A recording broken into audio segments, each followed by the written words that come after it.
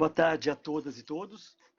Eu sou o professor Roberto Chiacri, diretor da Cátedra Unesco, Universidade Metodista de Comunicação.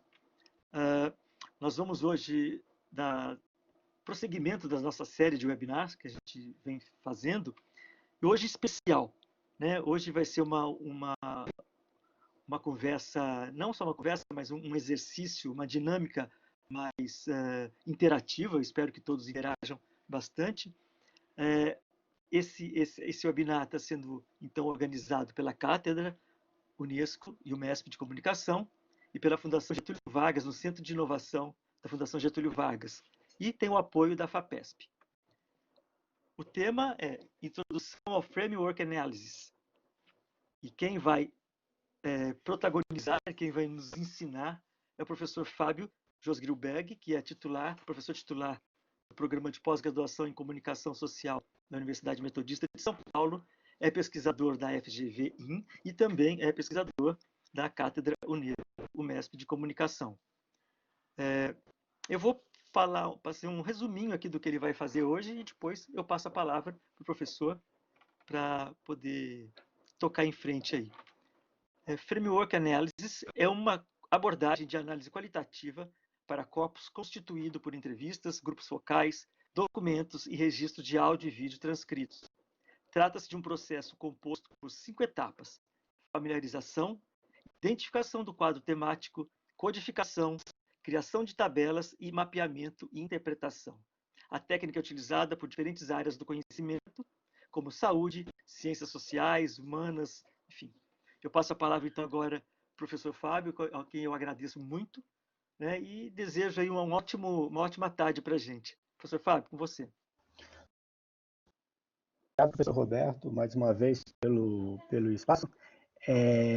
Só uma correçãozinha rápida, eu não sou pesquisador da GV, quem é pesquisador da GV é a Luciana Hashiba, que é parceira de pesquisa, né, do nosso projeto, do nosso projeto de pesquisa. Nós temos um projeto em conjunto, financiado pela FAPESP. Este encontro aqui também está dentro desse contexto, desse projeto conjunto, né? A Luciana acabou de chegar aí. Mas vamos lá, então eu vou contar um pouco do contexto da pesquisa para entender como que nós estamos utilizando, né, ou vamos utilizar, na verdade, esta técnica, né? Tem gente que discute se é uma técnica, se é uma metodologia. Oi, Luciana, boa tarde.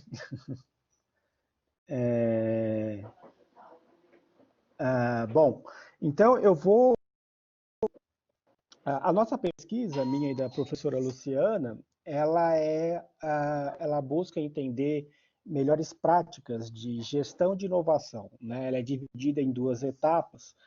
A primeira etapa é uma parte qualitativa, na qual a gente vai utilizar o framework Analysis para interpretar e compreender o corpus. Ela é composta de entrevistas, né? Nós já fizemos 11 entrevistas com líderes de inovação de grandes empresas, ou que atuaram em grandes empresas, para entender um pouco, né, dos desafios e possibilidades e o atual estágio dos processos de inovação nessas grandes empresas, né? E estamos falando aí desde empresas que frequentam os rankings aí de empresas mais inovadoras do Brasil, até empresas que são grandes, multinacionais, mas que, dadas suas características, também está, digamos, desenvolvendo ainda, não está tão amadurecido o processo de inovação. E depois, na segunda fase, uma fase quantitativa, em que a gente vai entrevistar profissionais, a gente vai soltar um questionário,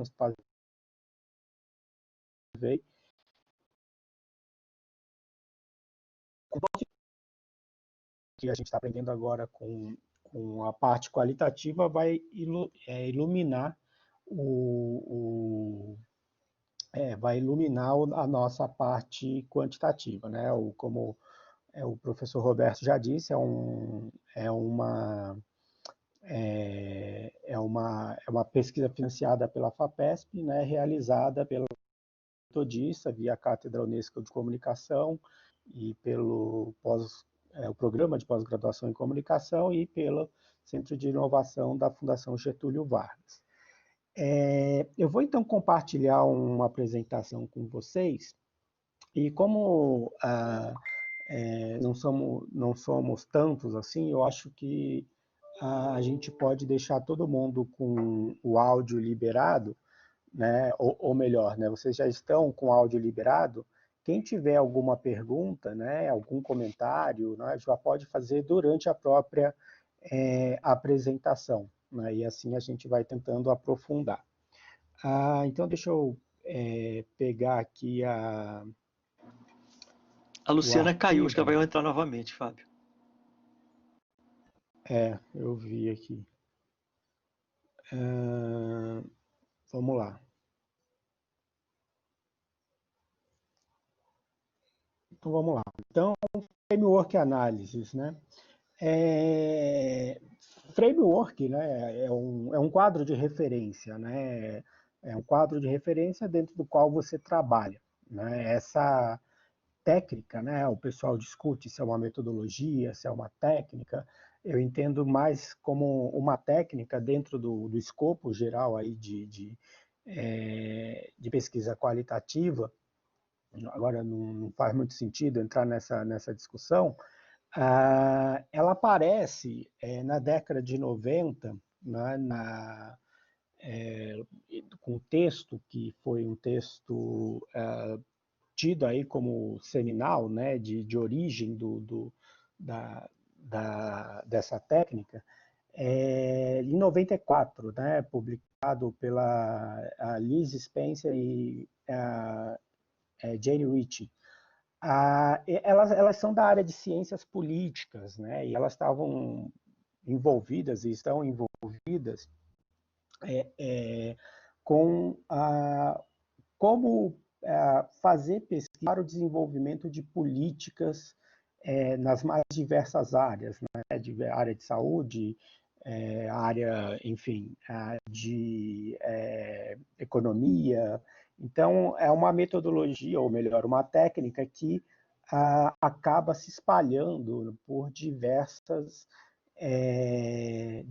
campos do saber. Então, é uma técnica dentro desse escopo geral do método qualitativo, né, que nasce dentro das ciências políticas, mas se espalha para outras áreas do saber. Então, eu dou de indicação o texto de referência, que é meio considerado o marco, né, do Framework Analysis, que é esse aí, Qualitative Data Analysis for Applied Policy Research, e também dois textos que eles explicam, né, a aplicação da metodologia, da técnica, né?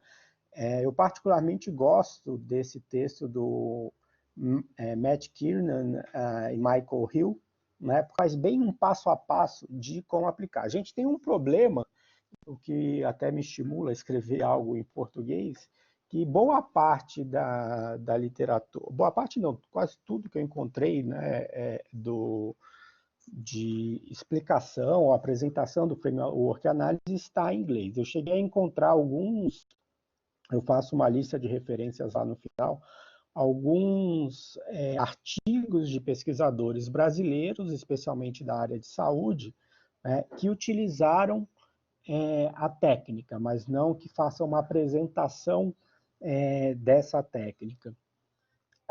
Então, eu peço desculpa para quem não domina o inglês, mas infelizmente esse é o estado das coisas no momento aqui no Brasil, né? Eu estou com muita vontade de, em breve, até a partir do caso que a gente está utilizando aqui na nossa pesquisa sobre inovação, apresentar também o framework em português. Se alguém achar alguma coisa em português, por favor, me mande também, porque aí eu divulgo, né? Eu dei uma procurada e realmente não encontrei.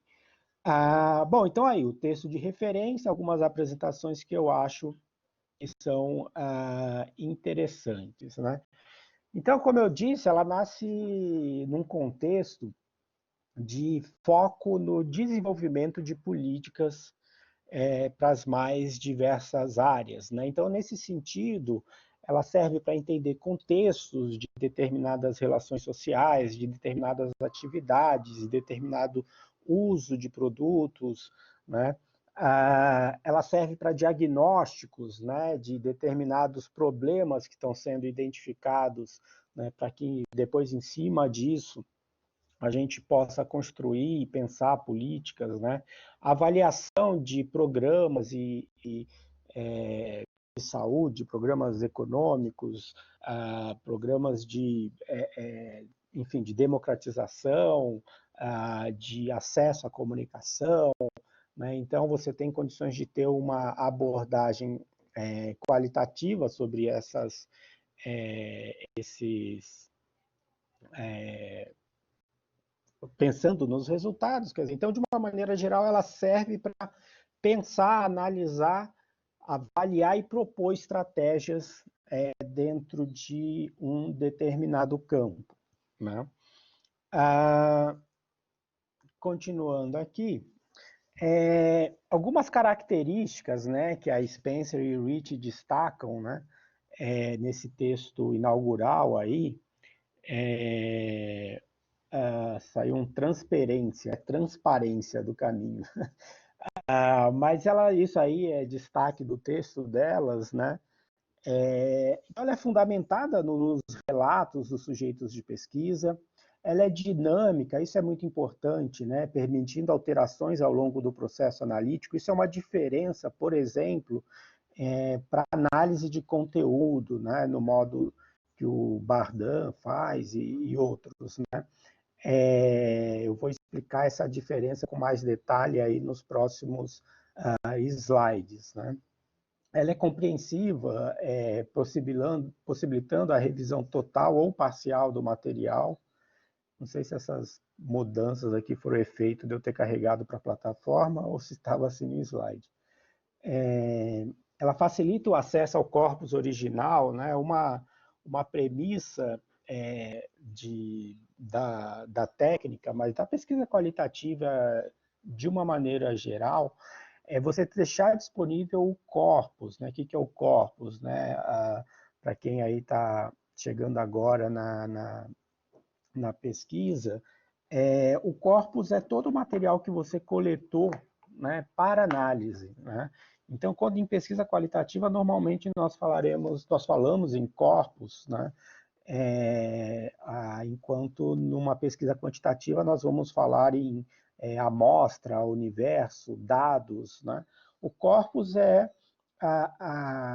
por exemplo, os relatos das entrevistas transcritos, os áudios transcritos, anotações de campos, documentos, né? Tudo isso constitui um corpus de análise dentro da pesquisa qualitativa, né?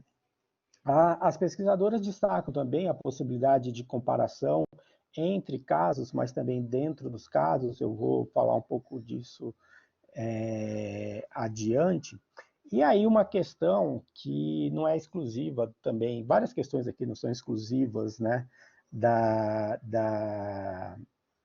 do framework análises, os leitores, né, do relatório de pesquisa, eles têm acesso a todo o processo analítico e podem também, com acesso ao corpus, tecer suas próprias análises, né? Isso são algumas preocupações comuns em várias técnicas de pesquisa qualitativa, né? Você mostrar exatamente como foi feito o processo de análise do corpus, né?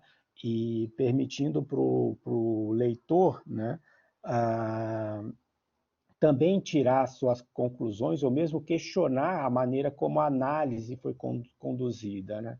Então, por isso que eu fiz destaque aí, que saiu com um erro de digitação, que você precisa dar sempre transparência do caminho, né? Do caminho que você percorreu para chegar nas conclusões que são apresentadas. Porque há uma série de questionamentos, né, sobre como se diz, o processo da pesquisa qualitativa, por oposição a processos quantitativos. Então, você precisa deixar muito claro, né, como que você conseguiu constituir o corpus, né, como que você analisou esse corpus, né, e como e ter muito bem descrito o que te levou às conclusões a partir desse corpus. Lembrando que num processo de exatamente, Ricardo, a discussão sobre validade e confiabilidade, né? Então você precisa dessa transparência para garantir essa credibilidade dos resultados. Lembrando, isso é uma discussão também longa, né? Que, de uma maneira geral, os resultados da pesquisa qualitativa, eles não são usados para generalização de resultados, né? Ou seja, diferentemente de uma inferência estatística, né, em que você faz uma amostra dentro de um determinado universo e as conclusões que você chega, você generaliza para a compreensão do universo todo que está em questão, na pesquisa qualitativa isso não se faz. Há até discussões aí, a gente vai entrar numa discussão de epistemologia que não cabe aqui agora, se faz sentido ou não, né, generalizar conclusões da pesquisa qualitativa, né? Então, a brincadeira que o pessoal faz é o seguinte, ó, eu estou com a minha caneta aqui, né? Então estou diante de um fenômeno, né? Um fenômeno físico que se eu soltar, ela caiu. Nessa única vez que eu fiz isso, eu tenho todos os elementos, né, necessários para entender que existe lei da gravidade, né? Por mais que eu tente repetir isso daqui infinitamente para gerar um número maior de validade, já na primeira vez que eu fiz isso, eu tinha elementos que mostravam, apontavam para o fato de que a lei da gravidade existe. Há uma discussão nesse sentido, né? Até que esse primeiro contato com o fenômeno ele traz possibilidades ou não de generalização, e isso se torna mais complexo quando a gente está falando de pessoas, de relações sociais, né? Tudo isso cria uma série de dificuldades de interpretações, subjetividades, que também afetam a pesquisa quantitativa, né? Só ver as confusões que a gente teve aí sobre as pesquisas em relação ao Covid, né? Não é o fato de estar em números que isso vai te trazer maior credibilidade ou não. Então, essa questão da transparência na metodologia, no seu caminho, ela é fundamental para a pesquisa qualitativa, mas também para pesquisa quantitativa. Bom, entrando um pouquinho mais nas técnicas, né, do framework análises, ela é dividida em 5 etapas, né? Então, você tem a etapa de familiarização, né? Eu vou falar sobre cada uma delas, né? A etapa de identificação do quadro temático, né? A etapa de indexação, a etapa em inglês está como charting, né? Que é construir gráficos ou construir tabelas, né? E aí eu não sei qual que é a melhor tradução aí.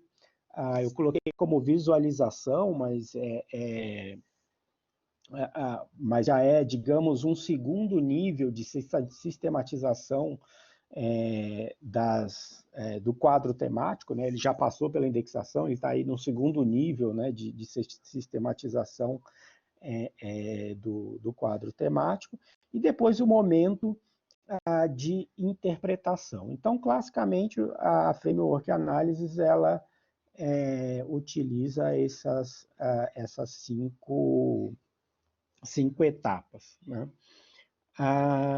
Bom, gente, até aqui, como eu disse, está todo mundo com o microfone aberto. Se vocês tiverem dúvidas, vocês podem abrir o microfone e falar aí sem problemas. Continuando a caminhada aqui, vamos para o primeiro passo, né? Bom, como eu disse, né, você levanta e constitui o corpus de uma pesquisa qualitativa por meio de entrevistas, grupos focais, observações, documentos, né, de uma maneira geral, né? Isso pode ser feito individualmente, né, é um pesquisador solitário, né, como muitas vezes é o caso de um mestrando, de um doutorando, né? Mas também isso pode ser feito em equipes, né? Então você vai lá entrevistar 100 pessoas, né? E você tem, sei lá, 10 pesquisadores ou pesquisadoras envolvidos na captação dessas informações de campo, né? Então, o framework análise ele serve tanto à pesquisa qualitativa em equipe, né, para populações maiores, né, quanto para você usar individualmente,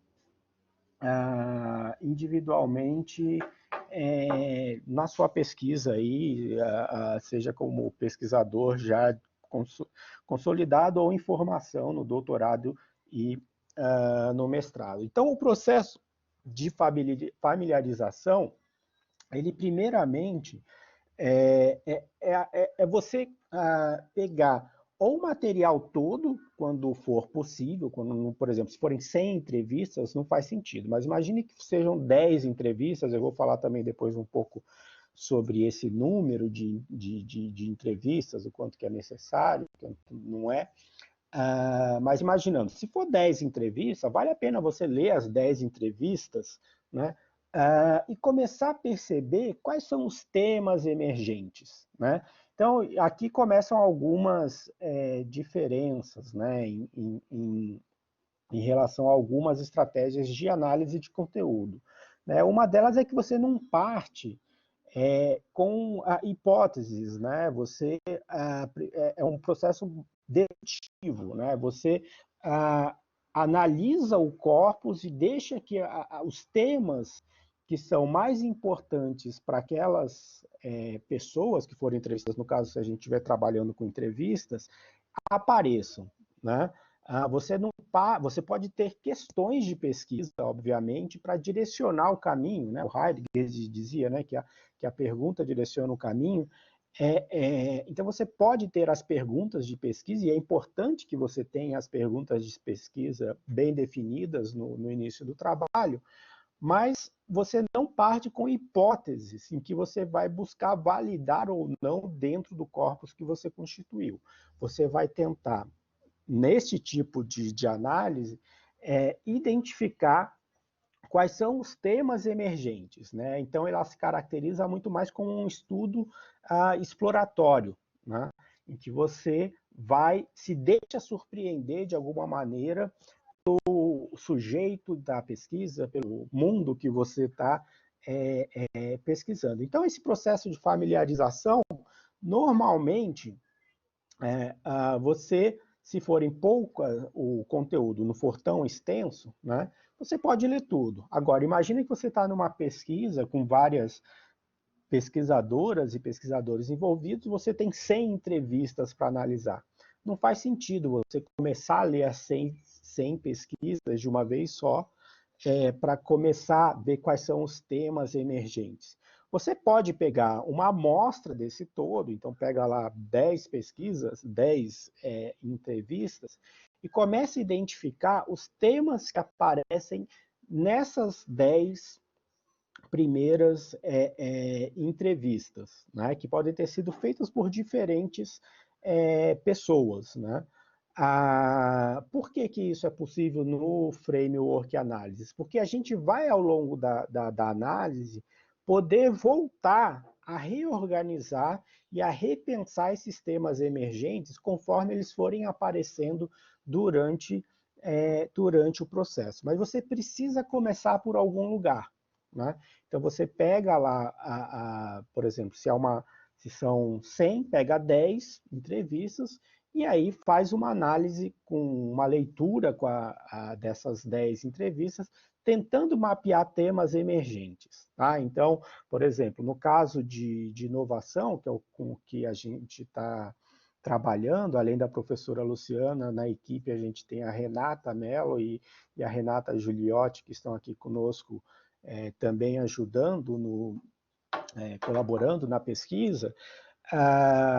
Então, por exemplo, no caso de inovação, então a gente pode identificar que a capacitação das pessoas é um tema emergente, é um tema importante que aparece ali. A comunicação de objetivos estratégicos pode ser um tema emergente, né?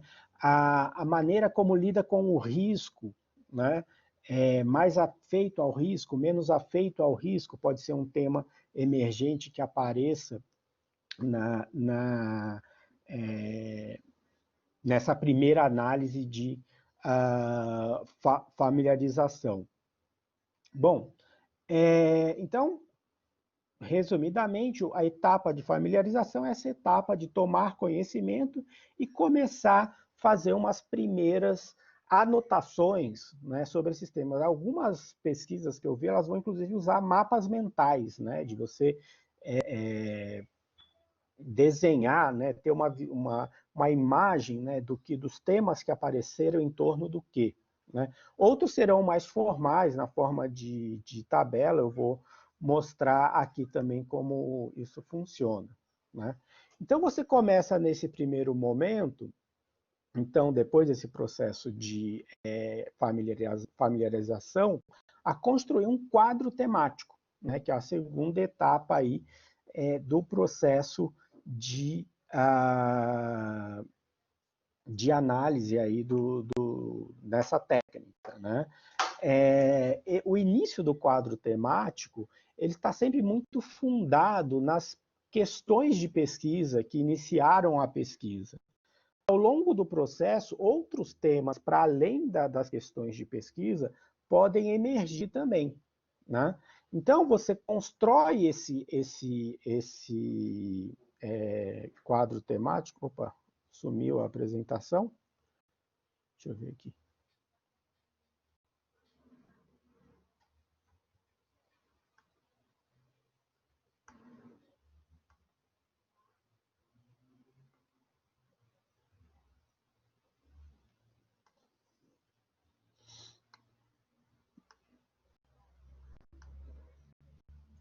Voltou. Voltou. Lá onde eu estava. Está aqui.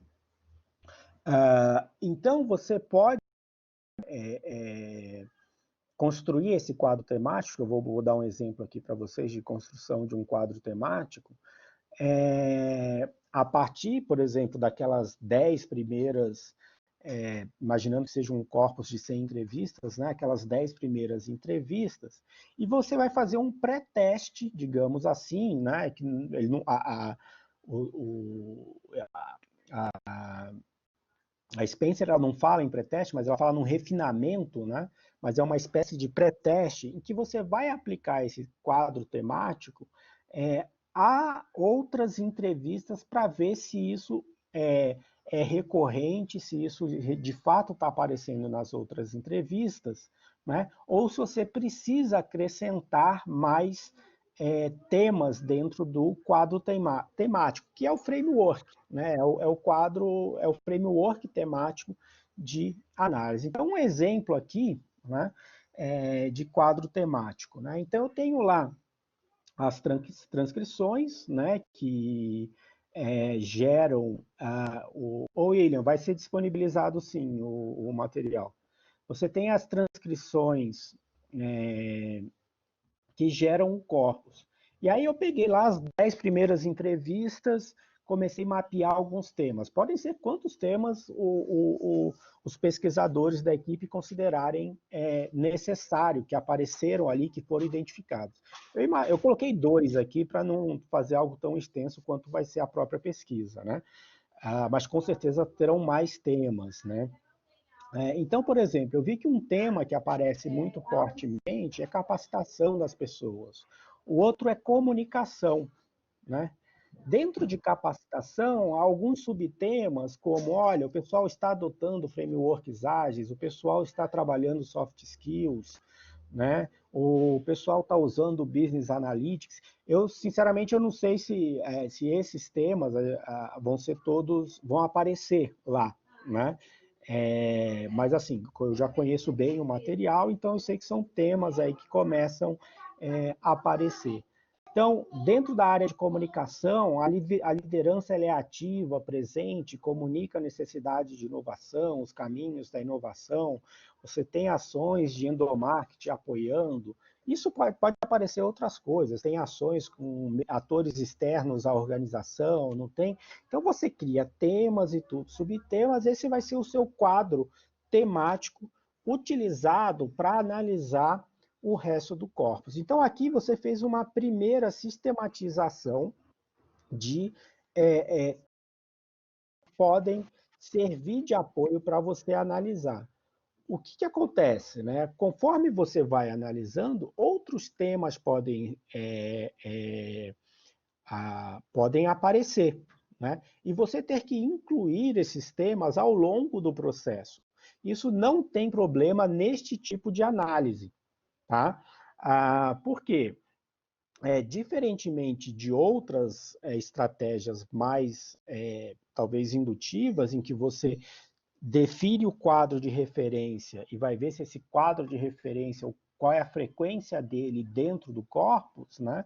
Aqui não. Aqui é um processo de construção em que essas idas e vindas, elas são possíveis para chegar ao final da pesquisa com um quadro coerente. Né? O objetivo é chegar com um quadro coerente, não simplesmente afirmar se determinados temas têm mais frequência ou não, ou se tal hipótese de frequência de temas apareceram dentro do corpus.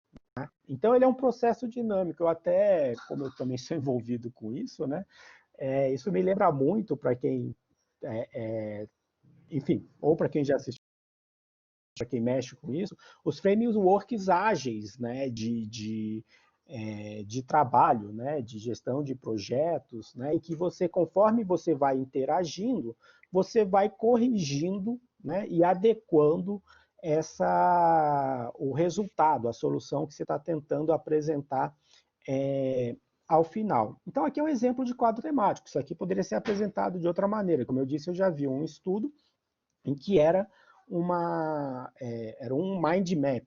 Né? Bom, aí seguindo, deixa eu beber uma água.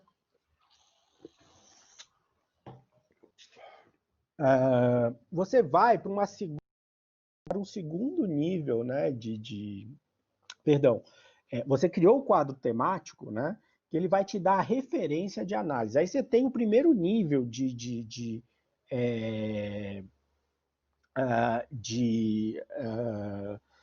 análise, né, de indexação, né, em que você vai começar a pegar todas as entrevistas e marcar, olha, né, voltando aqui. Bom, então, tem um trecho lá da pesquisa, lendo a entrevista, você vê que tem um trecho que toca de novo na questão dos frameworks ágeis, tem um trecho que vai tocar de novo na questão das soft skills, tem um trecho que vai tocar tanto na frameworks ágeis quanto liderança ativa. Então, você vai codificar esses trechos, né? E é comum que o trecho seja identificado por mais de um índice de referência. Né? Então, eu dou um exemplo aqui. Né? Então, imagina que eu retirei, que eu estou lá no meio aqui eu peguei só um pedaço de uma transcrição. Na verdade, eu criei essa frase, é um exemplo fictício, né? Mas imagina que é uma entrevista e você está olhando a entrevista toda. E aí você vai colocando ao lado de cada item onde você mapeia a entrevista, qual índice, né, que tem a ver com aquele tema que está sendo trabalhado. Então, aqui, por exemplo, em nossa organização, optamos por trabalhar a cultura inicialmente e lançar as habilidades técnicas. Bom, aqui ele tocou duas questões. Ele está falando do soft skill, né, que é a parte mais cultural das pessoas, né? Mas você vê um papel de decisão, né, importante da liderança, né? Então, você tem uma liderança ativa em pensar a estratégia de inovação. Por que isso? Tem lugares que a inovação nasce de baixo para cima e depois a liderança se adapta ao processo, né? Então, no caso aqui, não. Você tem alguém na liderança falando, ó, vamos começar por aqui, não vamos. Então, este pedaço da transcrição, ele foi identificado com dois índices, né? Você tem softwares que podem te apoiar isso, mas não é necessário. Você pode usar uma planilha Excel, uma tabela de Word, de texto qualquer, né? E trabalhar isso também, né? Porque, de novo, a gente não está preocupado com frequências aqui, não tem tanta importância as frequências quanto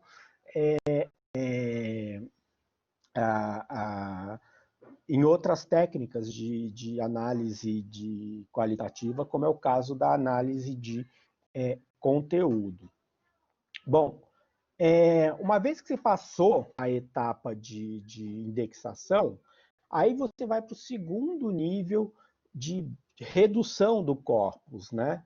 Que é você pegar e começar a criar etiquetas. Eu vou mostrar o exemplo a seguir, né? Em que você identifica, né? Por exemplo, esta entrevista, a entrevista do sujeito número 1, ela está relacionada com esses temas aqui, mas são etiquetas que não são mais os índices, são as etiquetas da sua compreensão sobre o tema, tá? Então, eu vou ler o texto aqui. Aqui é uma citação literal da Spencer e da Rich, né? Então, depois de aplicar a estrutura temática, as transcrições individuais, o analista precisa criar uma imagem, né? Porque eu acabei traduzindo, não ipsis literis, né? O charting por uma visualização. Não sei se é a melhor palavra. Como eu disse, se alguém encontrar algum trabalho em português, né, sobre o framework Analysis, eu gostaria de ver como estão sendo feitas essas traduções. Você cria uma imagem dos dados, em inglês eles continuam usando a palavra dados em vez de corpos, como um todo, considerando uma gama de atitudes e experiências para cada questão. Os dados são retirados do seu contexto original, ou seja, da transcrição completa talvez uma representação, pode ser, né? Os dados são retirados do seu contexto original, ou seja, da transcrição completa, que está lá com a indexação que você colocou ao longo da transcrição, né? E esse processo chamado de gráfico, né, de chart, a expressão que ele usa é descrito abaixo, né? Os gráficos, os charts, né, são elaborados com títulos e subtítulos que podem ser extraídos da estrutura temática. Veja a diferença, né? Eu vou mostrar, talvez isso na próxima tabela fique mais claro. Então, você pode usar os próprios índices para estruturar os charts, mas você pode estruturar outras etiquetas também que sejam mais adequadas, né, para a sua análise. Tá? Eu vou mostrar isso um pouco adiante. Então, este é um exemplo, né? Então, aqui, né, como é que está sendo criado o chart? Né? Então, você tem o entrevistado 1, 2, 3, 4, 5. Pegando lá aquele mesmo trecho, aqui eu coloquei, pode facilitar para alguns, né, especialmente para quem vai começar com o trabalho, usar as mesmas etiquetas do índice. Mas aqui eu já estou fazendo um resumo da minha análise, né? Então, eu estou falando, não é uma transcrição ipsis literis, né? Da entrevista. Olha, existe uma valorização do papel visível, né? Existe desconfiança, faltou aqui, da liderança de segundo nível. Né? Então, são já análises.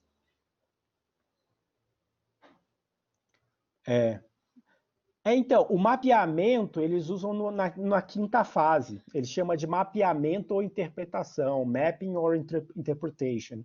Então, assim, a minha primeira intuição foi usar mapeamento também, mas aí eu não sei. Eu acho que aí ia confundir com a etapa seguinte, né? Mas vamos lá. Então você vê que aqui, nesse nível de redução do corpus, você já está entrando numa análise, né? Então você pode criar, por exemplo, aqui em vez de chamar liderança ativa, vou criar papel da liderança, né? Ou patrocínio, a importância do patrocínio, por exemplo, se é uma pergunta de pesquisa. Então essas etiquetas aqui, elas não necessariamente precisam reproduzir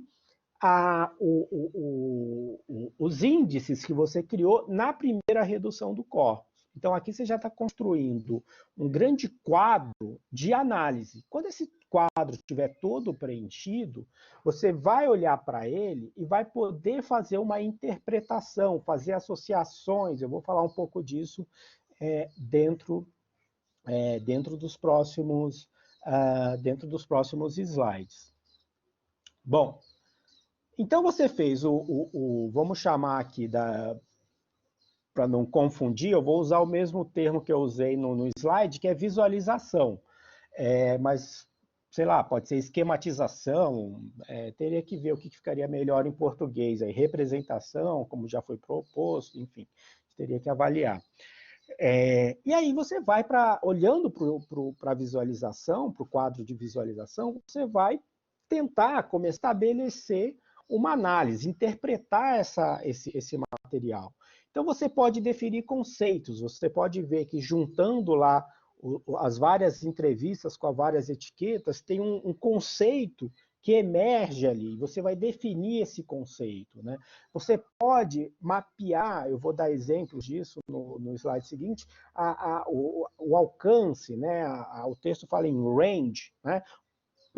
Das posições, né? Quem são as posições mais radicais para um lado ou mais radicais para o outro, né? Você pode criar tipologias, você pode criar associações, explicações, elaborar estratégias, né? Então este quinto momento já é um processo de elaboração, de interpretação ou de mapeamento, para usar também o texto original fala em mapping and interpretation, né? Então usar um dos dois para esta quinta etapa. Então eu dou um exemplo aqui, né? Então, por exemplo, se eu fosse fazer uma definição, né? Então, na visão dos entrevistados, eles trabalham com uma definição de comunicação que é a seguinte, olha, isso aqui é um exemplo fictício, tá, gente? Eu estou dando exemplos de análise, tá bom? Comunicação implica em participação efetiva da liderança para além das mensagens enviadas por meios formais. Pode ser uma definição que você percebeu dentro daquelas várias entrevistas, após aquele processo de construir o quadro temático, fazer a indexação, fazer o quadro de visualização. Você pode perceber que dentro da análise você tem diferentes posições e às vezes mapear essas posições extremas é interessante. Então você vê que a descrição de uma liderança ativa, visível e comunicando o tempo todo a necessidade de inovar, como inovar, né, e dando segurança para inovar, e tem no outro extremo uma liderança ausente, sem comunicar, né? Então você está olhando ali na sua análise que existe um range, né, um intervalo, talvez fosse melhor, né, de posições dentro da análise, né? Você pode criar tipologias, né? Então, por exemplo, olha, eu analisei todas as entrevistas e percebi que, olha, existe um tipo de liderança que é técnica, existe um tipo de liderança que é carismática, né? Isso, de novo, né? Eu estou dando exemplos do que é possível fazer dentro da nossa pesquisa sobre melhores práticas de inovação, né? Você pode perceber, a partir do quadro de visualização, que existem relações ali que podem ser estabelecidas. Olha, a comunicação ela é mais efetiva quando está atrelada ao desenvolvimento e capacitação das pessoas, né? Pode dar explicações, olha, a gente percebeu que ali o colaborador se sente mais seguro para inovar como uma comunicação ativa e visível, né? Então, tudo isso são exemplos de tipos de interpretação que você pode dar né, dentro da análise. Então, de novo, né, então, o framework análise, voltando, né, e aí a gente já vai partir para o exercício, ele tem lá as 5 etapas, né? Então, primeira etapa, obviamente, a primeira etapa, antes de tudo, é constituir o corpus, né? Este corpus, ele, em larga medida, quando se pensa em políticas, né, públicas, por exemplo, ou políticas de saúde, políticas dentro da empresa, né, você está olhando, tem uma preocupação maior, né, com a percepção, perdão, eu bati aqui no... opa, vamos lá. A percepção das pessoas, né? Então, como é que você colhe essas informações? Invariavelmente, por meio de entrevistas, por meio de anotações, né, e por meio de observação, né? Bom, ou grupos focais também, né? Mas eu já vi discussões aí do pessoal usando esse mesmo framework para análise documental também, né? Então, ela pode servir a outros tipos de análise, como uma variação de análise, de certa forma, ela é uma variação de análise de conteúdo, com algumas diferenças, né? Como eu disse, os temas, eles não são fixados no início e permanecem iguais até o final da análise, né? Então, esses temas podem ir aparecendo e sendo refinados ao longo do processo, né? A grande questão, de novo, é como ao final da pesquisa você vai demonstrar isso para o seu leitor, qual foi o processo que você seguiu, como isso foi feito e dar acesso a ele a oportunidade de fazer a interpretação também, né? Isso muitas vezes a gente deixa disponível o corpus da pesquisa mesmo, né, completo, para que ele também possa validar isso daí. Perguntas comuns, eu acabei não fazendo um slide sobre isso, mas acho que vale a pena tratar do tema. Quantas entrevistas são suficientes, né? Tem um livro que eu gosto para trabalhar o pesquisa qualitativa, tem uma tradução em português, são uns psicólogos lá da London School of Economics and Political Science, é aquele livro Pesquisa com Imagem e Texto, né?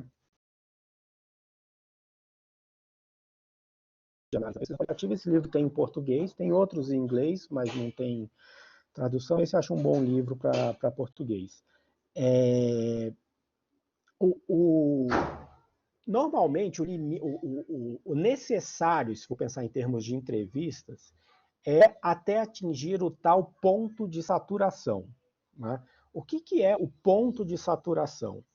Você parte do seguinte princípio: eu vou fazer uma entrevista com professores de pós-graduação. O nome do livro é Pesquisa Qualitativa com Imagem, Texto e Som. Eu não lembro se é essa a ordem. E ele é do Gaskell, né? É um dos organizadores. Mas voltando aqui, né? Então, quantas entrevistas são necessárias? Quantos documentos são necessários? Quantos grupos focais são necessários?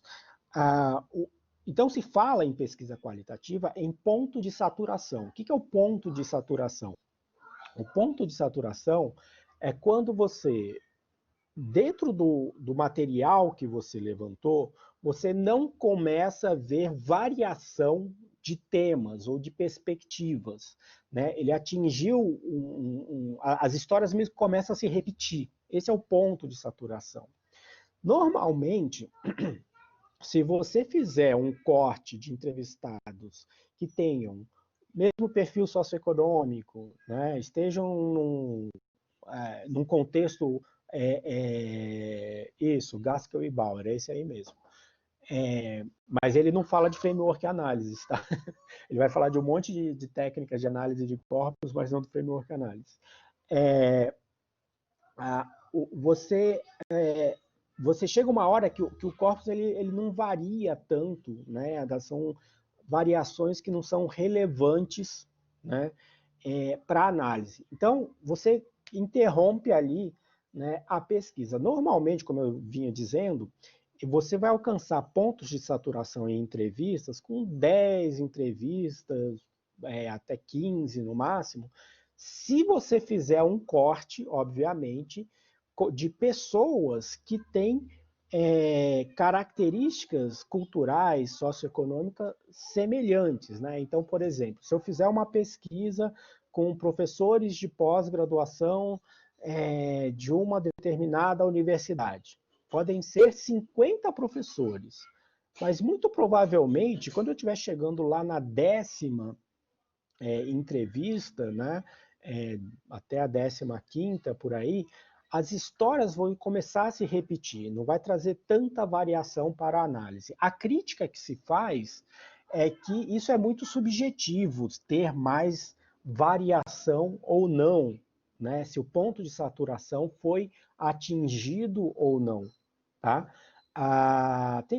Deixa eu voltar aqui. Se vocês quiserem ver uma análise que apresenta o framework análises, mas também mostra as críticas que a pesquisa qualitativa faz, recebe, né, e de alguma forma o framework análises também vai sofrer essa crítica, tem esse texto aqui, ó, que é aqui, né, o do Matt Kiernan e Michael Hill, né, um texto de 2018, né, então bastante recente. E aí ele fala, né, Framework Analysis, a Whole Paradigm Approach, no Journal of Qualitative Research. Então aqui é bem legal esse artigo, porque ele dá o passo a passo do Framework Analysis, mas ele também mostra a crítica que a pesquisa qualitativa faz e como ela tenta combater, né, essas críticas, tá bom? Então, esse ponto de saturação, por exemplo, é uma questão. Né? Então, qual é quando se atinge o ponto de saturação? Né?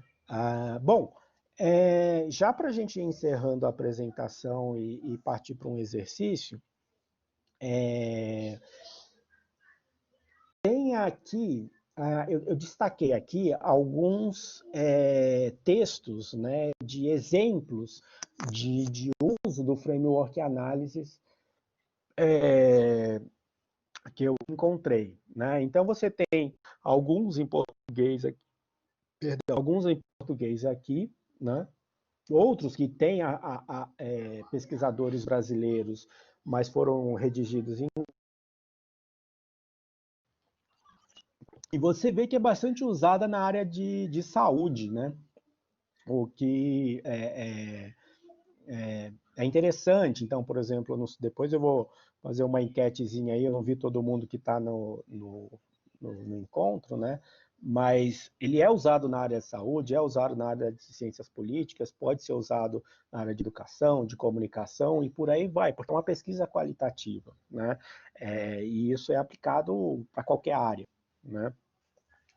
Então, se vocês quiserem ver como as pessoas têm usado, né, então aí são alguns exemplos, né, de uso do framework analysis, né? Depois eu vou passar um videozinho também, tem um videozinho que eu encontrei de um professor holandês que está no Coursera, né? Depois eu mando o link para vocês aí. Bom, gente, a gente está chegando aí na primeira hora, vamos partir para o exercício, né? O que eu gostaria de fazer aí com vocês? Primeiro, gente, alguma pergunta, alguma dúvida? O que vocês acharam dessa introdução? Se faz sentido para o dia a dia de vocês, para o que vocês estão pesquisando? Vamos primeiro fazer uma rodada aí de feedback aí dessa primeira etapa antes de entrar no exercício. Professor Ricardo. Boa tarde, professor. Boa tarde, colegas. Queria agradecer pela explicação. Eu estava angustiado, porque eu estou trabalhando com a revisão sistemática de literatura, também no projeto FAPESP, né? É um projeto que tem professores da USP, da PUC, da FEI, e eu hoje, que há pouco tempo trabalho na Metodista, né? E então, pelo que eu percebo, assim, na revisão sistemática, hoje você tem softwares que ajudam, inclusive eu estou trabalhando com agora, que permite trabalho conjunto pela web, né? A avaliação de abstracts e tudo mais.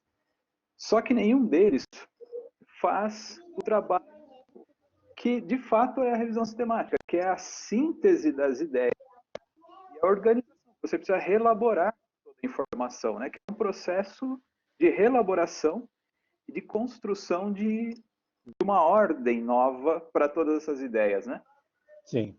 Com 180 trabalhos, e deve reduzir ainda mais após a leitura do texto completo, mas ainda assim sempre fica um trabalho muito duro para ser feito de síntese, ideias de reorganização e reelaboração. Então eu já começo a imaginar que toda essa eu uso como técnica, né, que de fato ela vai ser empregada dentro de um contexto para prover uma solução, mas ela não é o objetivo central, né? Ela é uma técnica mesmo, um instrumento de chegar nos resultados. E eu estava angustiado aqui, preocupado, porque eu até fiz uma tentativa, foi para o CBA de trabalho, mas eu confesso que eu não gostei. Então eu estou precisando de instrumentos para conseguir lidar com todo esse conteúdo, e agora eu vou me debruçar sobre esses textos do Framework Análise, né? Acho que vai ficar muito mais fácil. E me parece que é uma fase, todo projeto FAPESP exige, que normalmente assim, eu não sei como é o grupo que o doutor trabalha, mas eu já trabalhei em alguns grupos que muitas vezes fica muito disperso. Então a gente precisa fazer um esforço de leitura inicial do projeto, isso quando ele não é feito antes, mas ele vai ser feito então após a aprovação. É necessário que se leia muito e que sintetize bastante informação. Essa técnica se mostra bastante útil para isso, né? Para sintetizar ideias. E uma coisa, Ricardo, que é interessante também, uma vez que o quadro tem você pode ter várias pessoas, né, analisando e depois juntando esses resultados e construindo elaborações mais sofisticadas, integrando, né, as diferentes indexações ou as diferentes visualizações para chegar numa final de estudo. Então, da mesma forma que você pode ter mais gente levantando o corpus, né, você também pode ter mais gente, né, fazendo as análises e depois tendo momentos de integração dessas análises em quadros comuns, né? Então ele também serve bem a um trabalho em equipe. Ô, Ricardo, você é professor também da Metodista de Economia, é isso? Sou professor de Economia para o curso de Administração EAD. Trabalho com a Thaisa Yamanaka. Inclusive... não, legal. Não, é só para o pessoal se apresentar também, para eu entender quais são as origens de área que a gente tem representadas aqui. Legal. Depois, é isso, mas alguém, eu vi que o Cláudio levantou a mão. Oi? Tá bem. Eu terminando só, esperando só o Ricardo terminar, né, para dizer que sempre você tem sido bastante claro nas suas explicações, né? Tá ótimo. Eu, como estou entrando nessa fase agora das pesquisas, lá na nossa parte de orientação, né? Está sendo muito interessante esses elementos. Depois eu vou rever toda a apresentação, né? Para a gente dar continuidade àquele trabalho que a gente está fazendo lá com as startups. Aí. Ok, Fábio? O Cláudio ele é aluno do nosso programa de estrito senso de comunicação, me orientando, ele está fazendo um trabalho para compreender a internacionalização de startups, né? E os desafios comunicacionais de internacionalização de startups. Ele vai trabalhar com entrevistas, né? Opa, então, a voz. É uma estratégia, uma técnica que você pode utilizar na... Tá falhando. Falhando o áudio. Especialmente a FAPESP, vocês estão me ouvindo? Tá falhando um pouquinho o áudio. Eu cortei a câmera. Deixa eu ver aqui, eu fechei a câmera, melhorou? Melhorou, só que tem uma interferência canina aí. Faz parte do home office, né? Faz parte do show. Né? Esse aqui é o Pipo, depois eu apresento ele no final da apresentação do momento, nosso momento aqui. Mas o que eu ia dizer, quer dizer, quando você está submete a um projeto para a FAPESP, um dos elementos, por exemplo, no auxílio regular de pesquisa, gente, eu não sei se sou eu ou se tem alguém mexendo ainda na apresentação, mas ela está mudando aqui, ó, tem alguém mexendo aí. Mas tudo bem. Eu achei que eu comecei a ficar preocupado. Mas vamos lá.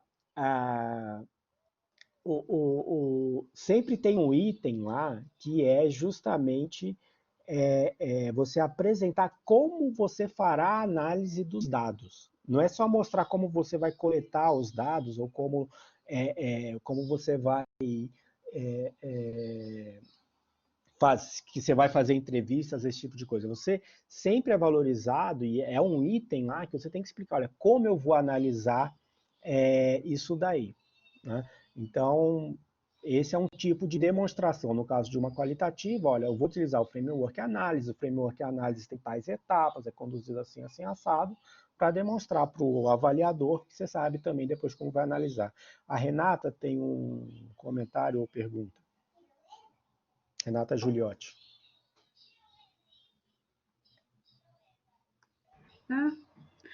Aqui. Achei que não tinha ligado o microfone.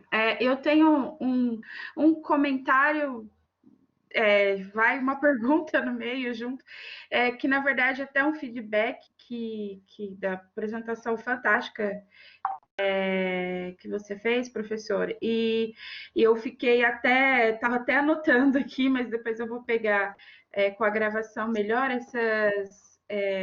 as referências, porque, como você comentou, elas estão muito ligadas à área da saúde, e como a minha pesquisa, de certa forma, se liga à área da saúde com o contexto social, né?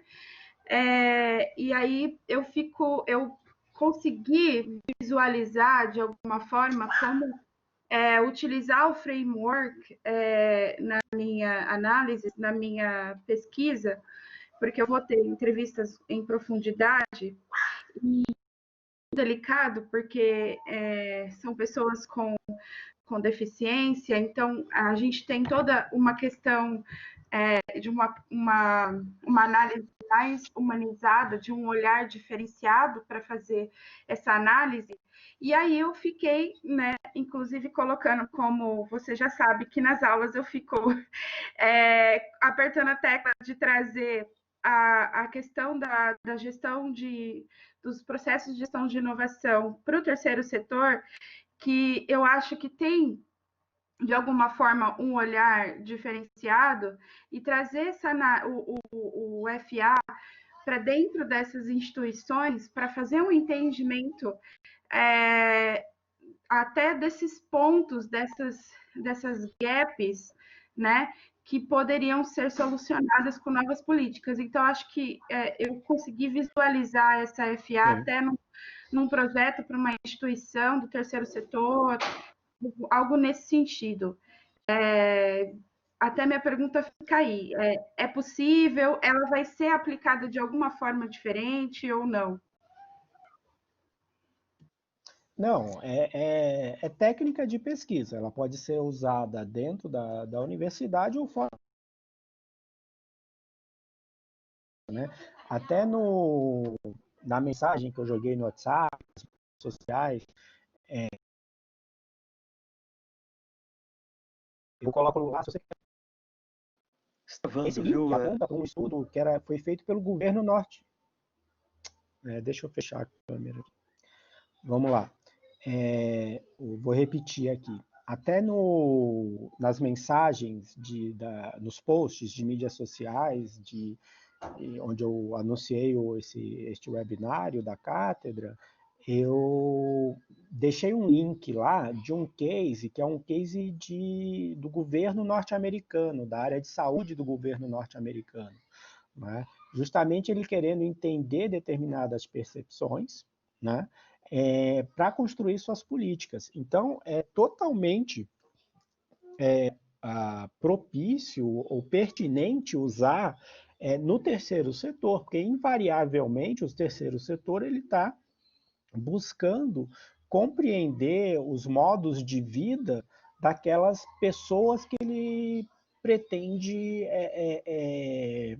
apoiar, né? Então eu acho totalmente pertinente, tanto como na área aí de profissional fora da universidade, quanto para dentro da pesquisa, né? De um mestrado, de doutorado ou de um grupo de pesquisa.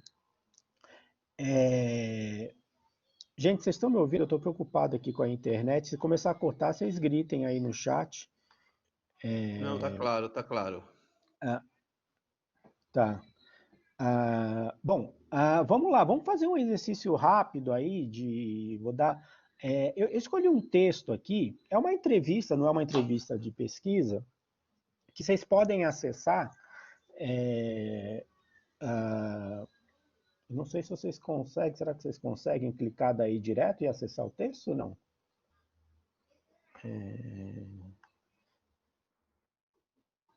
Isso, ele foi ex-ministro da Educação do governo Dilma, mas ele também, enfim, ele é mais conhecido como um filósofo lá da USP, né? Ele foi presidente do CNPq, se não me engano também, ou da CAPES, se eu não me lembro agora. Mas vamos lá. Então ele tem uma entrevista aqui, isso, do Café Filosófico também, ele participou, é ele mesmo.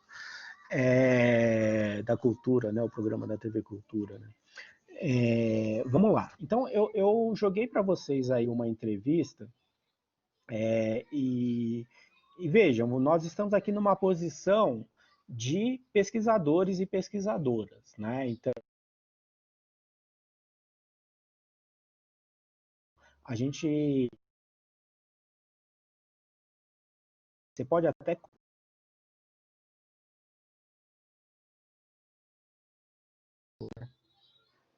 Você está escutaram cortando, o que eu Fábio. falei? Deixa eu voltar. Não. Então, vamos lá. Você tem aí na entrevista a posição do Renato Giannini Ribeiro. Nós estamos aqui, vamos fazer um exercício aqui enquanto pesquisadores e pesquisadoras, tá? Então a gente pode até discordar ou concordar com o que ele diz, mas não vem ao caso neste momento. O que a gente quer descobrir? Quais são os temas, como é que ele percebe o mundo, como é que ele lida com as questões que ele está trabalhando, né? Para depois a gente fazer uma análise, explicar como é que ele percebe o mundo. Aí você pode até concordar ou não, aí é uma outra questão. Mas na pesquisa a gente vai buscar revelar, né, ou identificar qual é a posição dele, né? Se ela está certa ou errada, isso é uma análise para cada um, não é o que a gente vai discutir aqui.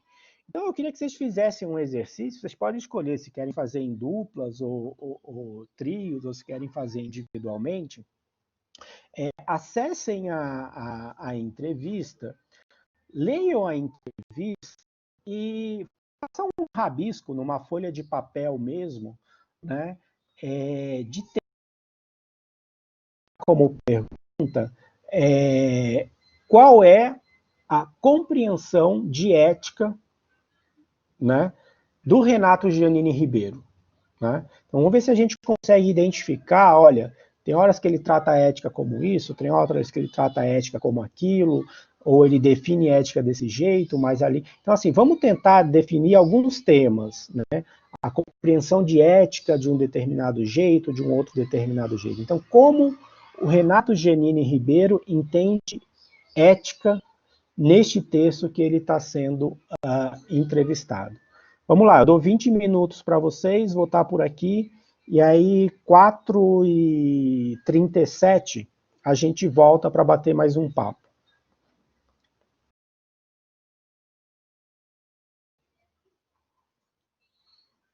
Pessoal, mais 3 minutos, podemos voltar? A gente não precisa fazer análise completa, é só para a gente pensar alguns exemplos, né, de como que a gente pode trabalhar.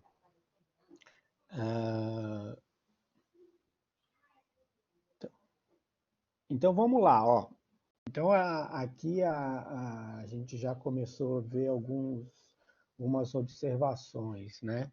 Então a Renata coloca aqui, olha, minha observação sobre a leitura. Ética é igual caráter, pois não poderemos negociar, cada indivíduo deverá ser responsável pelos seus atos. Já no mundo corporativo nos deparamos com certa hipocrisia, que há uma divergência entre a prática e o que se teoriza em relação à ética. Ética é atitude, né? O ser humano, por possuir a capacidade de pensar logicamente, está falando a ter ética. Perdão, o Roberto, né? O professor Roberto Chiacri, que falou ética e atitude. Fadado. Está fadado. Não está falando. fadado a ter ética, né? A Renata, concordo com a Renata, que completando um ponto interessante de fala, né, do entrevistado, que o ser ético sem esperar recompensa, né? Então, aqui vocês deram algumas explicações, mas vamos lá, se a gente fosse construir um quadro temático, né, então, bem comum, né? Então a gente começa a ver que alguns temas emergem, né? Então, por exemplo, vamos pegar aqui, por exemplo, se eu fosse criar um quadro temático, então a gente pode falar caráter, atitude, bem comum, a outra Renata falou aqui de inegociável. Então a gente começa a fazer uma redução desse corpus, né?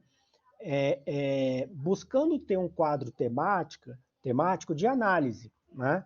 Então o que a gente vai fazer com isso, né? Os outros colegas, se quiserem postar mais temas emergentes que vocês identificaram, podem colocar também. Responsabilidade, responsabilização,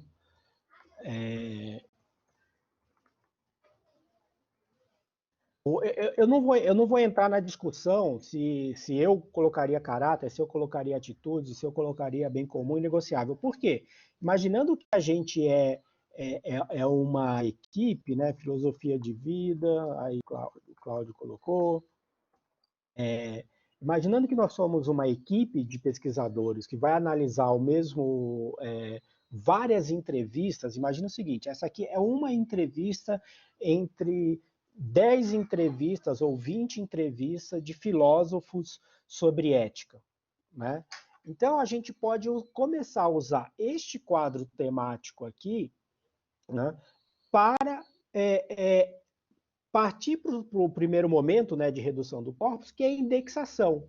Então, a gente vai vamos pegar uma entrevista agora com, sei lá, vamos pegar um desses famosinhos, Pondé, né? Pega lá o Luiz Pondé e aí a gente vai olhar uma entrevista dele sobre ética, né?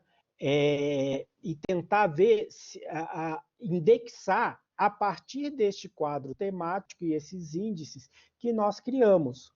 A gente pode chegar lá na entrevista do Pondé, que é possível que tenha visões diferentes sobre alguns determinados temas,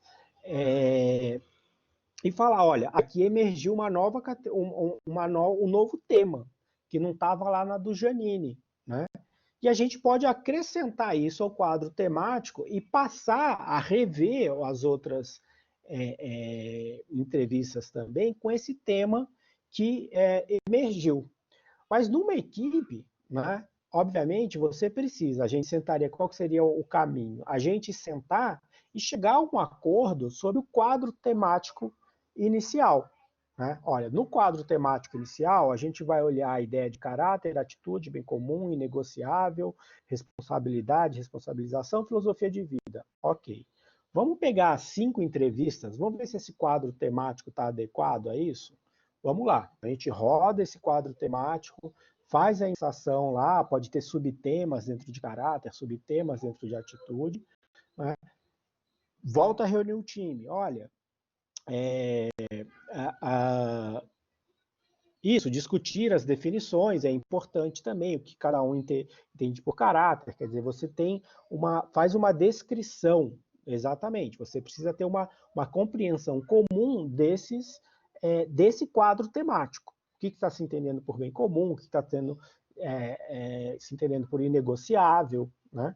E aí você faz um pré-teste com cinco entrevistas e vê se novos temas emergem, se outros temas não emergem, né, ou se outros temas deixam de ser relevantes, né, naquele primeiro todo, para você ter um quadro temático final e partir para uma análise maior de mais entrevistas. Né? Aí o William pergunta, quantos itens para um quadro temático? Não dá para saber isso a priori, né? Porque, de novo, é um processo dedutivo. Né? Então, você vai se familiarizar com o tema, ler e reler um determinado número de entrevistas. Né? Se for 100 entrevistas, vou ler 10. Mano, são 10 entrevistas? Vale a pena ler as 10. Ver quais temas aparecem. Você pode ter uma pergunta de pesquisa que é norteadora. Né? Então, olha, qual a compreensão do intelectual sobre ética? Né? É certa. E aí você vai se debruçar sobre o corpus e fazer com que os temas possam identificar os temas que emergem ali. Qual que é o grande desafio? Especialmente se a gente falar sobre ética. Né? Mas isso vai servir para qualquer pesquisa. Né? E a gente querer entrar numa discussão se o Renato Giannini Ribeiro está certo ou não. Né? Não é isso que a gente está pretendendo com essa pesquisa. A gente está tentando entender qual é a compreensão de ética que existe num determinado grupo de sujeitos de pesquisa. Você pode até ser um trabalho, você querer questionar filosoficamente o Renato Giannini Ribeiro, ok. Mas aí é outra pesquisa, é outra conversa, é outro debate, não é o que a gente está se propondo aqui. Aqui a gente está tentando entender como é que ele vivencia a questão da ética e percebe a questão da ética, ele, Renato Giannini Ribeiro. Né? Bom, e aí você vai ter que seguir os passos. Então, lembrando, né, imagina que a gente tivesse aqui 100 entrevistas com intelectuais, a gente pegaria 10 entrevistas para definir o quadro temático, passaria por um processo de indexação de 10 entrevistas, vê se aparecem novos temas, apareceram, vai lá, reajusta o quadro temático e os critérios de indexação, né? Se isso for feito em equipe, alinha com a equipe o que quer dizer cada um dos índices e vai para a análise das 100 entrevistas. Né? Depois disso, o passo seguinte, criar aquele quadro de visualização que já é um início mais compreensivo, mais de interpretação do corpus, em que os pesquisadores e pesquisadoras, ou se a pessoa estiver sozinha, vai analisar naquela forma de uma tabela em que você já descreve a sua compreensão, a sua análise dentro de um quadro de visualização para depois ir para uma redação final de mapear conceitos, de Exatamente, é como são peneiras que vão ficando mais finas. E aí você vai mapear conceitos, mapear relações, mapear extremos, né, o alcance, o distanciamento de posições, para depois fazer uma reflexão conclusiva sobre aquele corpus, né? Então esse é o caminho, né, aí do framework analysis. Gente, faltam 15 minutos para a gente encerrar a sessão. Vocês teriam perguntas, comentários, sugestões?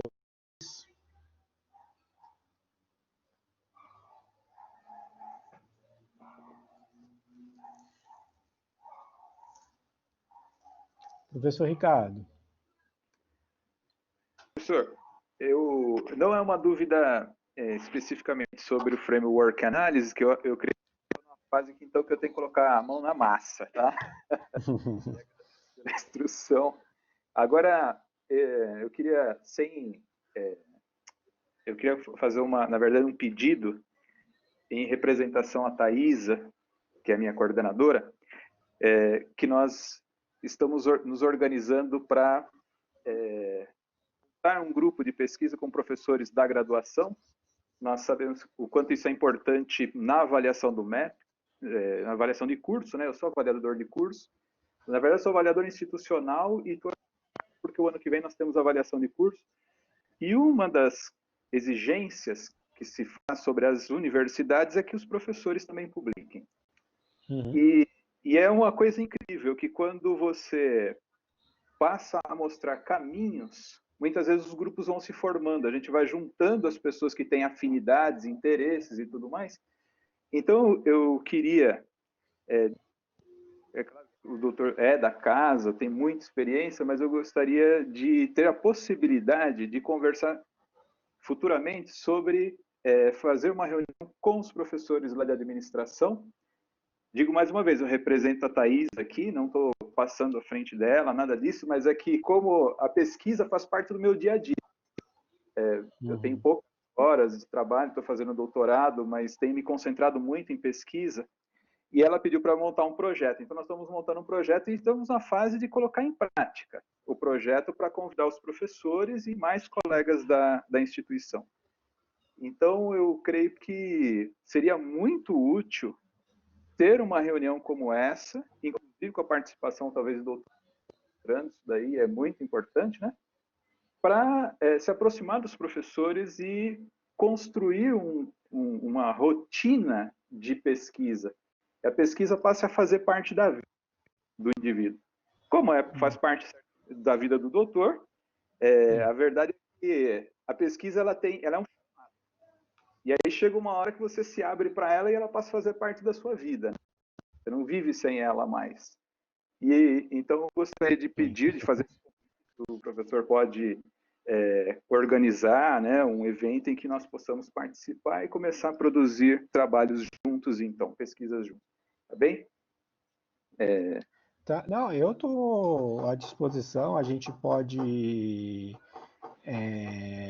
conversar sobre isso com mais calma também, ver o que dá para fazer internamente, né?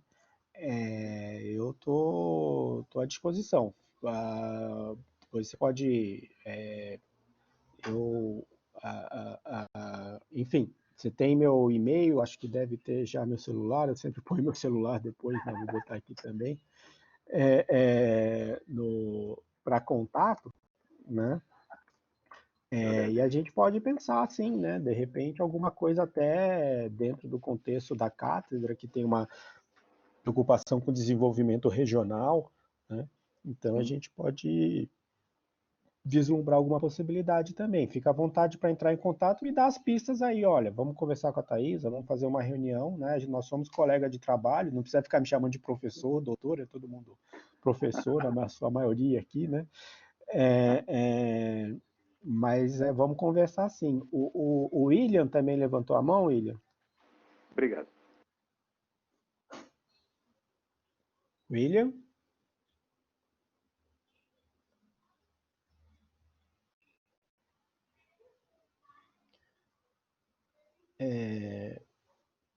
Você está sem áudio, William, ou não está me ouvindo? Não...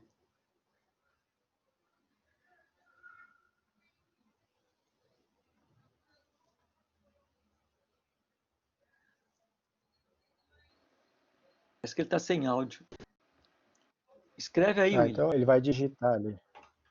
É. É.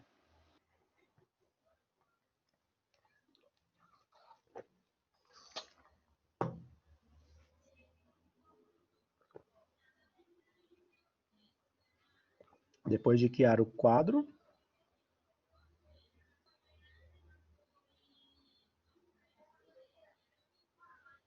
escreve a análise.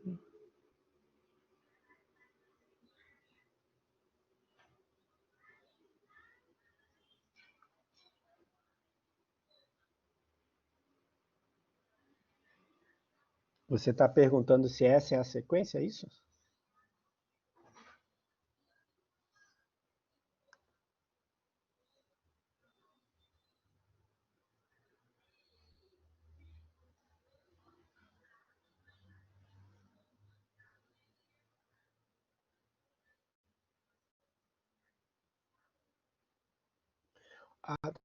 O envolvimento de outros autores, né? Bom, a falar dos entrevistados, né? O uso de ideias de outros autores, eles contribuem para a sua análise, né? Então, você pode perceber que num dado momento o entrevistado diz algo, né, que pode ser relacionado a uma determinada teoria, e você pode afirmar isso, né, dentro da análise, especialmente nas análises de conclusão, né?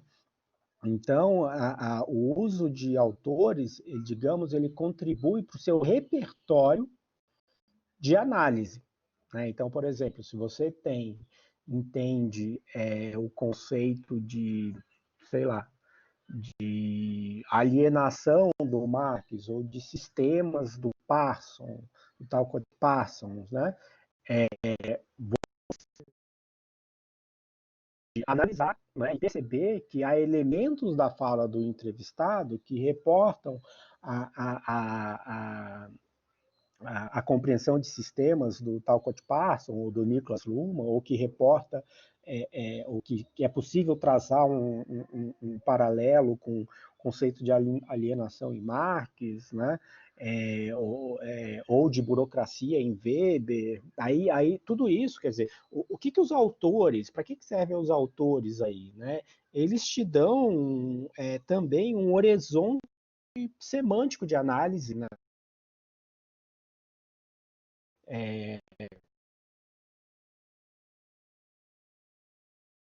Te permite a atenção que precisa ter não tentar ter o cuidado de muitas vezes a gente tenta forçar uma teoria sobre a realidade. Né? Então, a gente ter essa humildade de deixar se surpreender também pelo,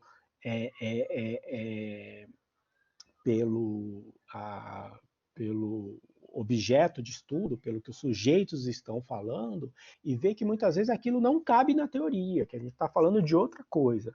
Então, esse é o único cuidado que precisa ter, porque às vezes a gente elege alguns ídolos dentro da nossa vida de pesquisador, pesquisadora, de intelectual, e aquele se torna literalmente um ídolo de adoração e tudo passa a ser compreendido a partir daquela única perspectiva, né? Então, tem algumas teorias em especial que elas são extremamente holísticas, né? Então, por exemplo, é difícil tentar analisar alguma coisa que você não encontre algum ponto de contato com a teoria, as teorias de Marx, né? Mas não significa que Marx explicou tudo, né? Então tem muitas coisas ali que Marx não explicou. A mesma coisa com teoria de sistemas, né? Então quem é um fã de teorias de sistema vai explicar tudo por teorias de sistemas, mas não significa que teoria de sistema explicou tudo. Então você ter essa capacidade de entrar nas teorias e sair delas e construir a sua interpretação dessas referências é inevitável, né? Mas também é preciso ser feita com cuidado, né? É inevitável e é preciso. Você precisa partir de algum lugar para análise, né? Não existe você partir do zero, de um zero neutro, né? Então, a questão é sempre colocar essa relação da teoria com a fala dos entrevistados, com o corpus, com a experiência de mundo que você tem, botar em relação dialética mesmo, né? Porque nenhuma teoria dá conta da complexidade da guerra. Ela ajuda a explicar aspectos e, enfim, né? Mas você precisa ter coragem, né? Ser tropicalista, eu acho, nesse aspecto, né? De entrar em todas as teorias e saber sair delas também, porque senão você cria um ídolo que acha que aquilo é o santo grau da explicação para todos os problemas do mundo, né?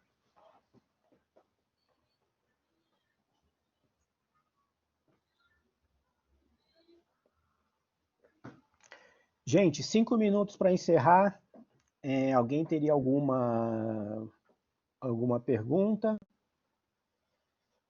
Se não, eu passo a palavra para o professor Roberto, que nos deu o prazer aqui de ficar o tempo todo com a gente. Agradeço muito aí o prestígio. Então, passo para o professor Roberto encerrar como nosso anfitrião aqui e coordenador da Cátedra Unesco de Comunicação para o Desenvolvimento Regional.